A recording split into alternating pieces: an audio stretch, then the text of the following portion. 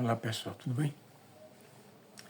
Eu creio que vocês devem ter visto em algum lugar, na semana passada, a divulgação de dados sobre envelhecimento da população feita pelo Instituto Brasileiro de Geografia e Estatística, né? O IBGE, em que se divulgou que a projeção é que daqui a 10, 15 anos nós teremos um contingente populacional de idosos muito elevado, muito grande. E uma das consequências da baixa taxa de natalidade, né? Cada vez homens e mulheres estão escolhendo ter filhos, menos filhos, ou não ter nenhum filho, né? Então a nossa taxa de natalidade está baixando. Isso é verificado não só aqui, em vários países do mundo tem ocorrido isso. A minha reflexão hoje é sobre como nós iremos tratar os idosos, né? Nossos idosos. Eu sou uma pessoa que mora em subúrbio, a vida toda eu morei no subúrbio. E tenho por morar no subúrbio, eu tenho um trato, uma vivência de alguém que vê, vê muito da condição, da baixa condição em que vivem muitos idosos, né? E eu fico muito perturbado quando eu vejo pessoas nessa idade sendo maltratadas, sabe? E isso em vários lugares. Pronto, como eu não aprendi a dirigir nada até hoje, eu utilizo o sistema de transporte público passageiro. E apenas nos ônibus eu vejo, gente, como tem motorista e como tem mesmo passageiro que maltratam os idosos. Uma das coisas que eu mais ouço praticamente todo dia é quando os idosos, né, que têm tanto direito a assento, eles têm direito a assento preferencial, como próprio para embarcar eles têm direito. Tem direito. E tem gente que xinga, tem gente que está na fila e diz, o que é que esse velho vai fazer uma hora dessa na rua, atrapalhando a gente que está indo trabalhar, tomando lugar da gente que está indo trabalhar nos ônibus, não pagam passagem, ainda vão sentados. Isso eu ouço quase todo dia. Isso é muito ofensivo, né? E cruel. Essa gente que é jovem não sabe que idoso também pode trabalhar, sabe? Nas últimas semanas, por exemplo, em duas ocasiões diferentes, eu conversei com dois homens, um sexagenário e outro octogenário, que trabalham, gente. Que coisa, sabe? Eu fiquei tão entusiasmado com eles, sabe? Conversei durante toda a viagem. Poxa, os dois trabalham fazendo serviço de pedreiro. Ó, que coisa. Eu fiquei muito, muito entusiasmado com eles. Como fiquei na última quinta-feira com uma senhorinha. Eu não sei se já falei isso para vocês, mas eu não sei o que é que eu tenho, que consigo ouvir relatos, sabe, confessionais de pessoas que às vezes nunca me viram na vida. Elas abrem os seus livros de vida, né?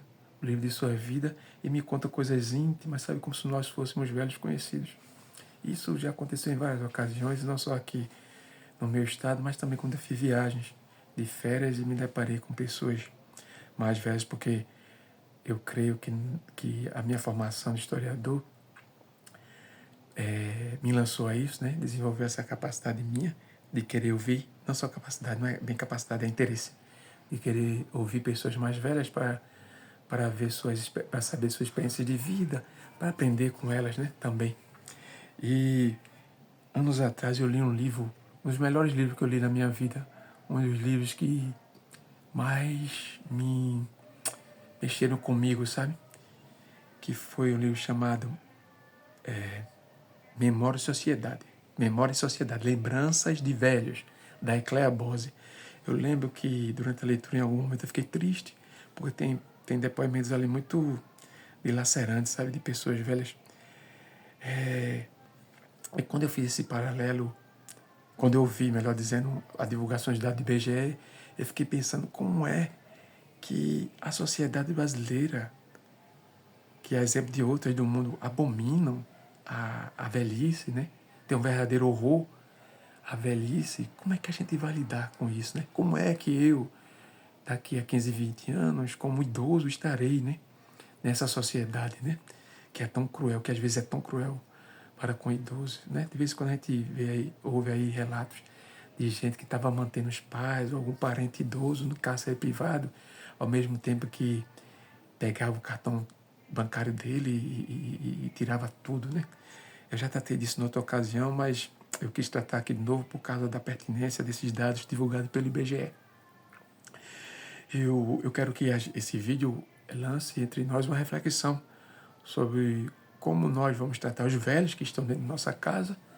Minha mãe, por exemplo, vai completar 74 anos daqui a 2 meses. E eu sei que é difícil. Deve ser muito difícil. A gente não vê, a gente que ainda está... Eu não estou mais novo, né? Eu estou na meia idade, tenho 50 anos. A gente vê a transformação do nosso corpo, a gente vê que algumas coisas a gente não faz mais com a destreza que fazia. E é um processo, né? Um processo inevitável, né? Que a gente não pode parar. O tempo não para e também o envelhecimento não para. A gente se trata, a gente busca se exercitar, manter uma alimentação dita saudável, mas as coisas vêm, né? A alimentação saudável, a prática de exercício não quer dizer que nós iremos viver para sempre e nem desenvolver doenças.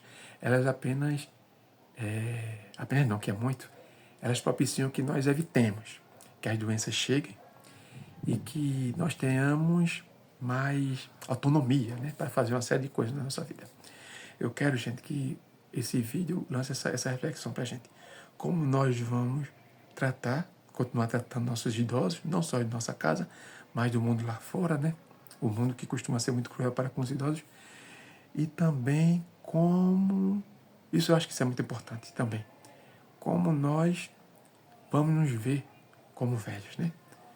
O que é que nós vamos fazer dentro dessa sociedade cruel? Que não respeita o idoso, que acha que idoso não tem desejo sexual, por exemplo, que não tem vontade própria, que não pode mais dar opinião, que é um fardo muito pesado para ser carregado, enfim. Um idoso que é visto pela sociedade, pela maior parte da sociedade talvez, eu presumo, como estorvo, como um fardo que é muito pesado para carregar. Reflitamos sobre isso, né? Nós estamos envelhecendo, sabe? Nós não vamos viver para sempre. E nós, se o ciclo vital correr, como normalmente ocorre, nós vamos envelhecer. Nós vamos ser velhos, vamos ser idosos e vamos precisar de muito amparo. Tanto amparo afetivo, tanto amparo hospitalar, tanto amparo financeiro, né? Com aposentadoria, com pensões. E vamos ter de encarar e de aprender a viver numa sociedade onde o número de idosos vai ser muito grande. Eu penso que isso, inevitavelmente, talvez, vá fazer com que nós repensemos a questão da velhice, sabe? Eu penso que nós vamos ter que inserir essas pessoas, sabe? Inclusive no mercado de trabalho, sabe? Inclusive em vários espaços em que nós costumamos tirar essas pessoas. Vai ser uma obrigação, porque vai faltar gente. Então os idosos, nem que seja contrariando o pensamento de várias pessoas que são contra ele, eles vão ter que estar nesse espaço, ocupar os espaços vazios, porque não vai ter quem ocupá-los, sabe? Não vai ter jovem para ocupá-los. Pensemos nisso, gente. A vida pode ser curta, mas pode ser longa. Nós podemos viver talvez 80 até 90 anos, né? A gente não sabe. Viver é uma incerteza. Então pensemos nisso. A velhice está batendo na nossa porta, né? E eu entendo, eu compreendo que o sentido de humanidade é respeitar todas as gerações, né? Desde a criança, que às vezes é muito maltratada, como são os jovens, como são os velhos, como são os idosos, ao jovem, ao adolescente, ao adulto, né? A humanidade da gente precisa ser realmente humana, né? Um grande abraço.